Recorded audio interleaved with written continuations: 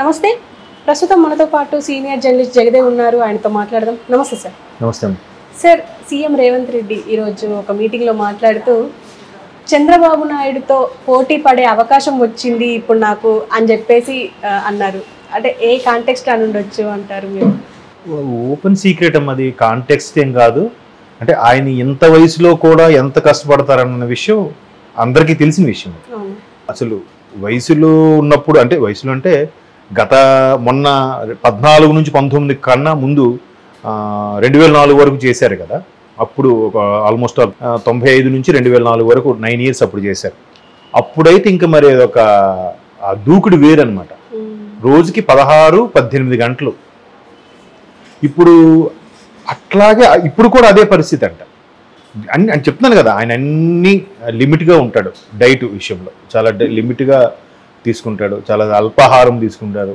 దేనికి ఎక్కువగా రియాక్ట్ అవని పర్సన్ అంటే ఒక రకమైన స్థితప్రజ్ఞత అంటారు చూసారా, అట్లాగా ఎక్కువ ఆనందం వచ్చినా పగలబడి నవ్వేయడం, ఎక్కువ బాధ వచ్చినా ఏడ్చేయడం ఉండదు. అందుకే కదా ఆయన ప్రెస్ మీడియా ముందు బోరును విలపించినప్పుడు కూడా చాలామంది విమర్శకులు విమర్శించేది ఏంటంటే, అంత గట్టిగా ఉండే పర్సన్, అంత ధీటుగా ఉండే మనిషి ఇలాగ బోరును విలపించడం మాకు నచ్చలేదు అంటే చెప్తున్నాను కదా. ఆయన దేనికి అంతగా చలించిన మనిషి. పెద్ద ఆనందం వస్తే పొంగిపోడు, బాధ వస్తే కుంగిపోడు. అట్లాగా ప్రతిదీ కూడా. ఇంతకుముందు కూడా చాలా సందర్భాలు మీకు ఎగ్జాంపుల్ చెప్తాను. ఆయన మొన్న స్టేట్ డివైడ్ బైఫ్రికేట్ అయిపోయాక 14లో సీఎం అయిన తర్వాత హుద్హుద్ వచ్చింది. ఉత్తరాంధ్ర అంతా అతలాకుతలం చేసేసింది వైజాగ్. అది అప్పుడు కూడా మీరు నమ్మరు, 1 వీక్లో సిటీ అంతా కూడా అప్ చేసేసారు. పవర్ కానీ రోడ్లు కానీ అన్ని. 1 మంత్లో మొత్తం 3 జిల్లాలు ఒకప్పటి ఉమ్మడి జిల్లాలు 3 కూడా సెటెడ్ చేసేసారు ఆయన. ఎట్లా అంట, బికాస్ ఆఫ్ చంద్రబాబు నాయుడు గారు. చంద్రబాబు నాయుడు గారు అనే వ్యక్తి వైజాగ్లో కూర్చొని మాట్లాడి ఏదైనా అయిందా ఇది అయిందా అని చెప్పచ్చు. అలా కాదు, మనం ఉంటేనే అధికారులు పరుగులు పెడతారు చేస్తారనే ఉద్దేశంతో ఆయన డైరెక్ట్గా శ్రీకాకుళం నుంచి అక్కడి నుంచి వేరే డివిజనల్ హెడ్ ఏరియాకి వెళ్ళిపోయి అక్కడే కూర్చొని పొద్దున్న 4:30 నుంచి టెలికాన్ఫరెన్స్లో ఏంటి ఎర్లీ అవర్స్ అక్కడున్న ఆర్డీఓలు కలెక్టర్లు అందరూ ఏంట్రా బాబు ఈయన వచ్చాడంటే మనకి ఇంకా రెస్ట్ ఉండదు అనే స్థాయిలో ఒక విధంగా తిట్టుకున్నారంట కూడా. మరి అలా చేయబట్టి నెల రోజుల్లో మొత్తం మారుమూల పల్లెటూరుతో సహా పవర్ అప్ అయిపోయింది. పవర్ వచ్చేసింది, రోడ్లు సెట్ అన్నీ సెట్ అయిపోయాయి. ఎక్కడికక్కడ దారి కట్ట పడిపోయిన చెట్లు తొలగించడం ఒకటి కాదు, ఇన్ని అసలు 3 జిల్లాలు ఒకప్పటి శ్రీకాకుళం, విజయనగరం, విశాఖపట్నం 3 జిల్లాలని సెటరేట్ చేయాలంటే అట్లా పరుగులు పెట్టించిపోతే అవ్వదు. సో అప్పుడు కూడా సైబర్ టవర్స్ కానీ అవన్నీ తీసుకొచ్చినప్పుడు ఎట్లా జన్మభూమి కార్యక్రమం అనేవారు, శ్రమదానం అనేవాడు, ఐటీ డెవలప్మెంట్ అనేవాడు, వ్యవసాయం సంబంధించి రకరకాలుగా ఉద్యోగస్తులు ఆకస్మిక తనిఖీలు అనేవాడు. ఆయన పొద్దున్న లేసి హెలీప్యాడ్లో వెళ్తే ఎక్కడ ఏ జిల్లా ఏ ఆఫీస్కి వెళ్తాడో తెలియదు, ఎవరికీ చెప్పేవాడు కదా. ఇంకా ఎట్లా ఉంటుంది, అమ్మో ఏ క్షణం ఎప్పుడు వస్తారో తెలియదు, కానీ అందరూ ఊళ్ళో దగ్గర పెట్టుకుని పనిచేసే పరిస్థితి వచ్చేది. అట్లా ఒకప్పుడు ఆయనతో పాటు కొలీగ్గా ఉన్న సమకాలికగా ఉన్న రేవంత్ రెడ్డి గారు కూడా ఎంతో కొంత లీడర్షిప్ క్వాలిటీస్ పుచ్చుకుంటారు కదా. సో ఇప్పుడు రేవంత్ రెడ్డి గారు ఇవాళ బసవతారకం యాన్యువల్ డే సందర్భంగా అక్కడ మాట్లాడుతూ ఎప్పుడైనా సరే అమ్మా, ఎప్పుడు కూడా పరిపాలన విషయంలో అభివృద్ధి విషయంలో పోటీ పడాలి కానీ తిట్లు పురాణంలోనూ బూతు పురాణంలో పోటీ పడకూడదు. వాడు వెధముండా కొడుకు అన్నాడంటే వీడు దొంగముండా కొడుకు అన్నాడని ఒకదానికొకటి తిట్టడం, వాడి ఒక చెప్పు చూపిస్తే 2 చెప్పులు చూపించడం, ఇది కాదు. సో రేవంత్ రెడ్డి లాంటి వ్యక్తి అంటే బాబు గారి కన్నా అనుభవంలో చిన్నవాడు, వయసులో కూడా చిన్నవాడు. ఆయన రోజుకి 12 గంటలు కష్టపడుతున్న మనిషి. అరే పక్క రాష్ట్రంలో ఆయన 12 గంటలు, అంత వయసు ఉన్న అతను కూడా రోజుకి 16 గంటలు 18 గంటలకు కష్టపడుతుంటే మనం 12 గంటలు కష్టపడటం ఏంటి? లేదు, మనం ఆయనకన్నా ఇంకెక్కువ కష్టపడాలి, ఇంకేదో చెయ్యాలి, ఇంకేదో సాధించాలి అనే ఇన్స్పిరేషన్గా ఉండబోతుంది అనేది అక్కడ రేవంత్ రెడ్డి గారి యొక్క మాటల సారాంశం. దాన్ని కూడా మళ్ళీ కొంతమంది వక్రీకరించవచ్చు.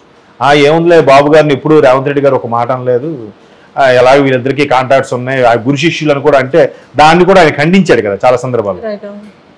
సో అట్లాగా ఎప్పుడైనా సరే నాట్ ఓన్లీ పక్క రాష్ట్రాలు, ప్రతిపక్ష నేత కూడా ఎలా ఉండాలి, హుందాగా ఉండాలి.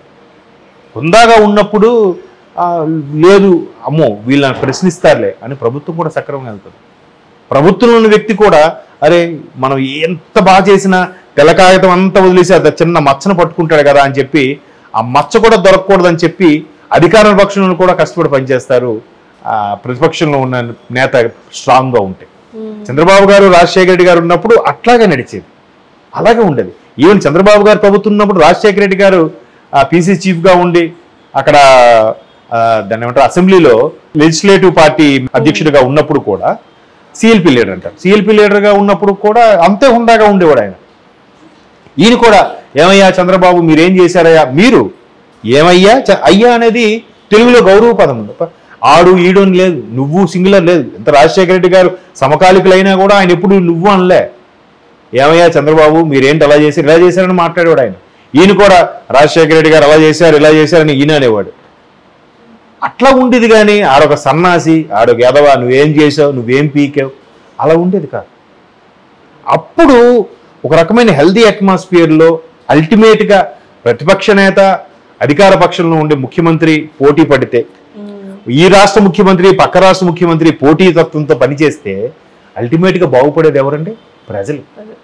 వాళ్ళకి మేలు చేకూరుతుంది. ఇప్పుడు హైదరాబాద్ ఉంది, హైదరాబాద్ ఆల్రెడీ ఈ స్థాయికి వెళ్ళిపోయింది, విశ్వనగరం స్థాయికి వెళ్ళిపోయింది. ఇప్పుడు అక్కడ ఆంధ్రప్రదేశ్లో ఏముంది? అసలు క్యాపిటలే లేదు. ఉన్న క్యాపిటల్ని కూడా కాదని మభ్యపెట్టి ఏదో 3 రాజధానులు చెప్పారు కానీ ఏది చేయలేదు. దాన్ని మళ్ళీ పునాదిరాల నుంచి స్టార్ట్ చేసుకుంటూ వెళ్ళాలి. మళ్ళీ వెళ్ళి అవి చేసి 5 ఏళ్ళు అయ్యేసరికి మళ్ళీ ఏం జరుగుతుందో తెలియదు. ఇన్ని టెన్షన్స్ మీద ఎలా అవుతుంది? సో అందుకు ఆయన రోజు 12 గంటలు కాస్త 18 గంటలు కష్టపడుతుంటే అన్నీ వడ్డించిన విస్తరగా ఉండే ఇక్కడ ఇంకెంత కష్టపడితే ఇంకెంత బాగుంటుంది అనేది ఒక ఆలోచన కలిగించింది. చూసావా? అది కావాలి. అది కావడం అండ్ మోనోవర్ ముఖ్యమంత్రి స్థాయిలో ఉన్న రేవంత్ రెడ్డి కూడా పక్క రాష్ట్ర ముఖ్యమంత్రిని చెప్తూ ఆయన గొప్పతనాన్ని పొగుడుతూ ఇండైరెక్ట్గా దాన్ని ఇన్స్పిరేషన్గా తీసుకోవాలని కూడా మంచి విషయమే. ఇవాళ రేపు వాడికన్నా మనమే గొప్పలే అనుకునే వాళ్ళే కదా అందరూ. వాడేం చేసాం, మనం కూడా చేసాం. ఎందుకంటే ఇంతకుముందు ముఖ్యమంత్రి కూడా కేసీఆర్ గారు కూడా చంద్రబాబు గారి హయాంలో చేసిన వ్యక్తే. కానీ ఒక్కరోజు కూడా చంద్రబాబు గారిని మెచ్చుకున్నట్టు కానీ చంద్రబాబు గారు ఫలానా విషయంలో గొప్ప హార్డ్ వర్కర్ అని కానీ ఇప్పుడు మెచ్చుకున్న దాఖలాలు ఏమీ లేవు. ఇంకా విమర్శించిన సందర్భాలు ఉన్నాయి. కానీ అంతెందుకు రోషయ్య గారు, ఇంత కాంగ్రెస్ అయిన రోషయ్య గారు కూడా చంద్రబాబు హార్డ్ వర్క్ ఆ టాలెంట్ విషయంలో తిరిగేయలేదు. ఆయన ఎప్పుడు రాజకీయ పరంగా విభేదించాను తప్ప పార్టీ పరంగా వ్యక్తిగతంగా ఎప్పుడు విభేదించలేదు అని చెప్పి రోషయ్య లాంటి విమర్శకులు అంటే సభలో రోషయ్య గారు భలే కౌంటర్లు ఇచ్చేవారు అప్పట్లో. మీరు అసెంబ్లీ సమావేశాలు పాతవి చూస్తే అటువంటి వ్యక్తి కూడా చంద్రబాబు నాయుడు లాంటి వ్యక్తిని మెచ్చుకున్న సందర్భాలు ఉన్నాయి. అది హెల్దీ అట్మాస్ఫియర్, అది హెల్దీ రాజకీయం. అలా ఉంటే అంత బాగుంటుంది. అల్టిమేట్గా మీరు మళ్ళీ అది చెప్తున్నారు కదా, రాష్ట్రం అభివృద్ధి చెందుతుంది, ప్రజలు బాగుపడతారు. అంతే. రేవంత్ రెడ్డి గారు కూడా ఎంతో కొంత లీడర్షిప్ క్వాలిటీస్ పుచ్చుకుంటారు కదా. సో ఇప్పుడు రేవంత్ రెడ్డి గారు ఇవాళ బసవతారకం యాన్యువల్ డే సందర్భంగా అక్కడ మాట్లాడుతూ ఎప్పుడైనా సరే అమ్మా ఎప్పుడు కూడా పరిపాలన విషయంలో అభివృద్ధి విషయంలో పోటీ పడాలి కానీ తిట్లు పురాణంలోనూ బూతు పురాణంలో పోటీ పడకూడదు. వాడు వెధముండా కొడుకు అన్నాడంటే వీడు దొంగముండా కొడుకు అన్నాడని ఒకదానికి ఒకటి తిట్టడం, వాడి ఒక చెప్పు చూపిస్తే 2 చెప్పులు చూపించడం, ఇది కాదు. సో రేవంత్ రెడ్డి లాంటి వ్యక్తి అంటే బాబు గారి కన్నా అనుభవంలో చిన్నవాడు, వయసులో కూడా చిన్నవాడు. ఆయన రోజుకి 12 గంటలు కష్టపడుతున్న మనిషి. అరే పక్క రాష్ట్రంలో ఆయన 12 గంటలు అంత వయసు ఉన్న అతను కూడా రోజుకి 16 గంటలు 18 గంటలకు కష్టపడుతుంటే మనం 12 గంటలు కష్టపడటం ఏంటి? లేదు, మనం ఆయనకన్నా ఇంకెక్కువ కష్టపడాలి. సో ఆ ఉద్దేశంలో అన్నారు రేవంత్ రెడ్డి గారు. అలా అనడం కూడా గొప్ప విషయం. అది